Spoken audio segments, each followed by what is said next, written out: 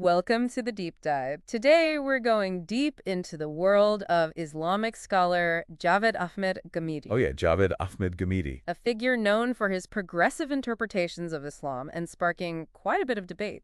Definitely, his views often challenge traditional understandings, which has made him a controversial, Right. but a highly influential figure. Exactly. He really makes you think critically about faith. Yeah. And for this deep dive, we're going to be focusing on two specific topics, beards and veiling. Okay. These are areas where Ghamidi's views have sparked a lot of discussion. For sure. And to be honest, some head scratching. Yeah, I think it's because these topics touch on something we all kind of grapple with. Yeah. That intersection of faith and reason. Oh, absolutely. And cultural norms. Right. How do we balance personal beliefs with tradition and intellectual inquiry? Right. And that's what makes Ghamidi so interesting. We're working with a series of interviews where he directly addresses objections to his views. Okay. It's like a behind-the-scenes look Uh-huh. at how he approaches these complex issues. And by understanding his arguments, you get a glimpse into how he engages with the core sources of Islamic knowledge. Yes. The Quran, the Sunnah, the Hadith. Okay, let's jump right in. The first objection we'll tackle is a common one. Why doesn't Ghamidi have a beard? Okay? If it's considered a sunnah, a recommended practice of the Prophet Muhammad. This is where we see Ghamedi's unique methodology. Okay. He doesn't just blindly follow tradition. Yeah. He emphasizes this rigorous process of research. And at the core of his understanding of Islam Okay. is this concept of fitra. Fitra. Okay, I'm intrigued. Can you break that down for us? So fitra essentially refers to innate human nature. Uh-huh. Ghamidi believes the Quran points to this idea that humans have a natural inclination Okay. towards good and an aversion to evil. Mm. It suggests that we're not just born blank slates. So it's like we have this built-in moral compass. Exactly. Okay. Think about it. Have you ever felt this natural pull towards fairness or justice, even when it was inconvenient? Yeah. Or went against the grain? Totally. Ghamidi would say that's fitra in action. I can definitely relate to that. So how does this concept of fitra relate to the beard debate? So Ghamidi argues that the Quran doesn't explicitly mention beards as part of fitra Okay. or as a religious obligation. That's a pretty bold statement considering how many people view beards as like a fundamental Yeah, part of Islamic practice. it is bold, and he doesn't stop there. He goes on to challenge the assumption that all of the Prophet Muhammad's actions were intended as religious directives, Oh, wow. like for everyone. He actually uses a really interesting example to illustrate this point. Oh, yeah? It involves the Prophet making a comment about date palm cultivation Uh-huh. and later clarifying that it wasn't meant as like a religious instruction. Right, it was just a comment. Yeah. Yeah, and that's a perfect example of how we need to be careful Yeah. in distinguishing between cultural practices Right. and actual religious commandments. It's so easy to get those mixed up. Just because the Prophet did something doesn't automatically make it Right. a binding religious practice for all Muslims for all time. Exactly. That makes a lot of sense. But it brings up another question. If beards aren't obligatory, why are there so many hadith sayings of the Prophet about beards? Yeah. Some of them seem pretty specific about length and style. Ghamidi acknowledges the importance of hadith as a source of Islamic knowledge, Okay.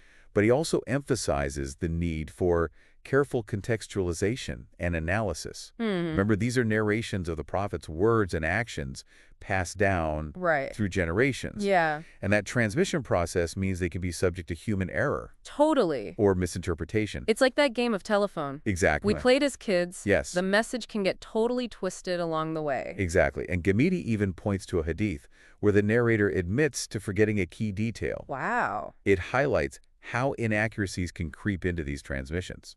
That's a good point, which reminds me of the hadith from Abu Umama al-Bahili. Yes. This one seems to give us some crucial context Okay. for understanding the Prophet's instructions on beards. Okay. In this hadith, it seems like the Prophet's instructions were primarily about opposing the styles No. of non-Muslims of that time Right. who wore their beards in a way that was considered arrogant. Uh-huh. It doesn't seem to be about setting a specific beard length Right. for all Muslims for all time. It's about the context. It's like those situations where you hear someone say something totally out of context Exactly. and it changes the meaning completely. 100%. Ghamidi is really trying to avoid that with these hadith. He wants us to dig deeper. Yes, he's urging us to consider the historical and social circumstances surrounding these sayings. Right. We can't just impose our own assumptions on them. Which brings us to another area where Ghamidi's views are often debated, veiling.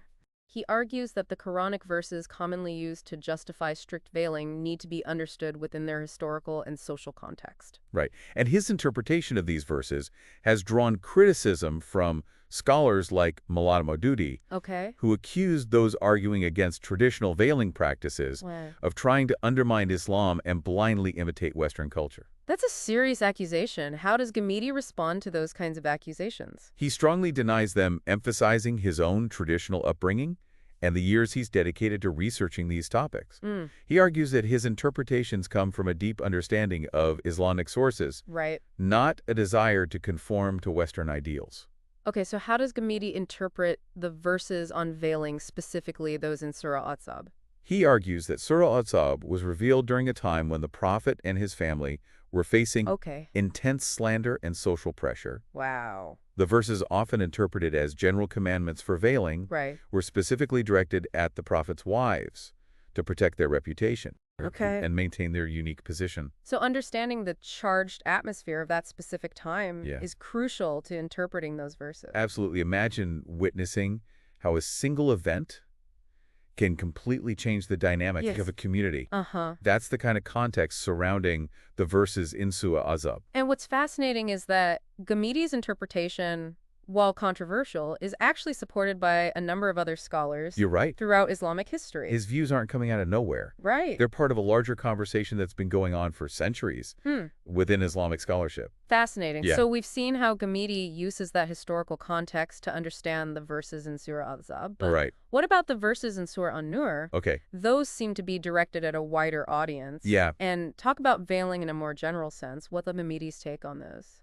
This is where his deep dive into the language of the Quran gets really interesting. Okay. He points out that the specific word Uh-huh. used in Surah An-Nur to describe what women should use to cover their chests is himar. Okay, himar. What's the significance of that word? So Ghamidi argues that himar refers to a type of headscarf Okay. that was commonly worn by women during the Prophet's time, Mm-hmm. not necessarily a face veil. Okay. So he's making a distinction between covering the chest, which the verse explicitly mentions, Right. and covering the face, which it doesn't. So he's not saying that the verses in Surah An-Nur are irrelevant to the discussion of veiling, Right. but that they might not be talking about what people often assume they're talking about. Exactly. And beyond the specific word choice, Ghamidi also looks at the broader context Okay. of the verses in Surah An-Nur. Okay. He argues that they're about promoting modesty Uh-huh.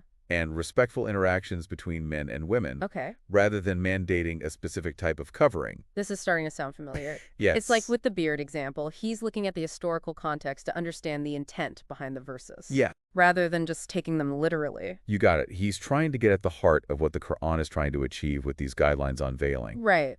And he believes it's about fostering a society Okay. where men and women interact in a way that is dignified and respectful. That makes sense. But if that's the case, why do some people interpret these verses as requiring a face veil Okay. or even a full body covering? Ghamidi would say that those interpretations often come from reading later cultural norms Okay. back into the Quranic text. Mm-hmm. He's very insistent that we have to try to understand these verses Okay. in the context of the time they were revealed. Right. And he emphasizes that during the Prophet's time, women were active participants in society.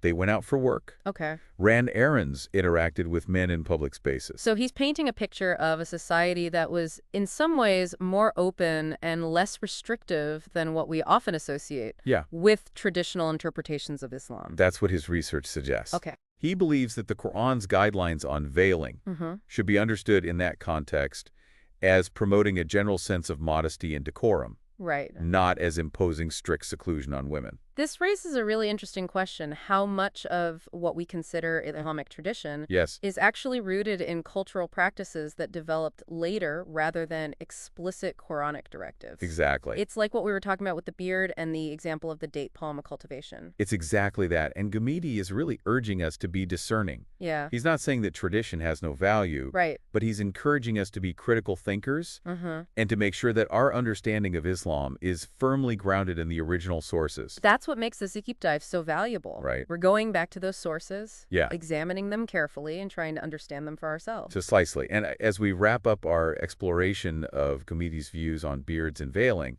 I think the key takeaway Yeah. is that his approach isn't just about being progressive for the sake of it. It's about a deep commitment to reason context and a rigorous engagement with the original sources of Islam. He's not afraid to ask tough questions and challenge assumptions. Absolutely. Which is something we can all learn from, regardless of our personal beliefs. I agree. And before we go, I have to ask if cultural context is so important for interpreting these ancient texts. Yeah. How can we as modern readers make sure we're not imposing our own assumptions and biases onto them? That's such a crucial question, and honestly, it's a question each of us has to wrestle with as we engage with these texts. There's no easy answer, but the very act of asking that question is a step in the right direction. Right. It forces us to be more self-aware and to approach these texts with a sense of humility and open-mindedness. It reminds me of what we were talking about earlier, that sense of fitra, that innate human inclination towards good and aversion to evil. Maybe by tapping into that, by being honest with ourselves about our own preconceptions, we can come closer to understanding these texts in a way that's both authentic and meaningful. That's a beautiful thought, and it really highlights the importance of approaching these texts with a sense of intellectual honesty and a genuine desire to understand rather than just to confirm our existing beliefs.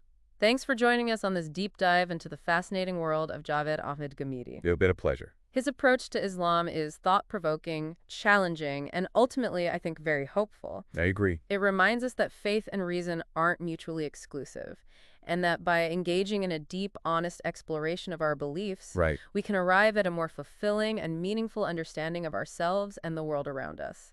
Thanks for joining us on this deep dive. Until next time. It seems like Ghamidi is all about going back to those original sources and really wrestling with them, considering the historical context, the language, the intent. It's not about just blindly accepting tradition, but it's about engaging in a thoughtful, critical examination of what these texts are actually saying. That's a great observation. And what's so fascinating is that this approach, while it might seem radical to some, is actually deeply rooted in Islamic intellectual history. There's a long tradition of scholars who have engaged in this kind of rigorous textual